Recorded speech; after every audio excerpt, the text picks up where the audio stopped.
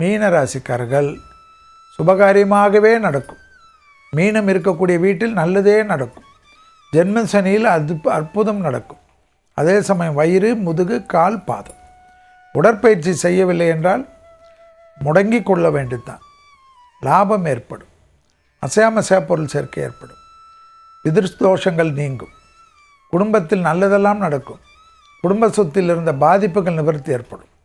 குடும்பத்தில் தாய் வழி உறவு, தந்தை வழி உறவு மனமிட்டு பேசி சந்தோஷங்கள் ஏற்படும். நீண்ட நாட்களாக முதலீடுகள் செய்ய வேண்டும், ஷேர் மார்க்கெட்டில் இருக்க வேண்டும் என்று நினைத்த மீனராசிக்காரர்களுக்கு எல்லாமே கனிந்து வரும். வியாபாரத்தில் அதீத ஏற்றம் ஏற்படும். தொழில், உத்தியோகம், வியாபாரம், படிப்பு சம்பந்தப்பட்ட அற்புதங்களை பார்க்கக்கூடிய ராசி மீனராசிக்காரர்கள். இந்த மாதத்திலிருந்து அடுத்த வருடம் வரைக்கும் நிறைய நல்லது நடக்கும். பிள்ளைகள் விஷயத்தில் மட்டும் பூத கண்ணாடி ஆராய்ச்சி கூடாது. வயிறு உபத்திரம் நிச்சயமாக ஏற்படும்.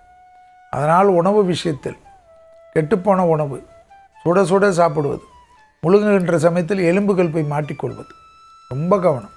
ஃபோன் பேசிக்கொண்டே சாப்பிடக்கூடிய மீனராசிக்காரர்களுக்கு சிக்கல்களும் மரண அவஸ்தையும் காணப்படும். அதீத கவனமாக பார்த்து கொள்ள வேண்டும்.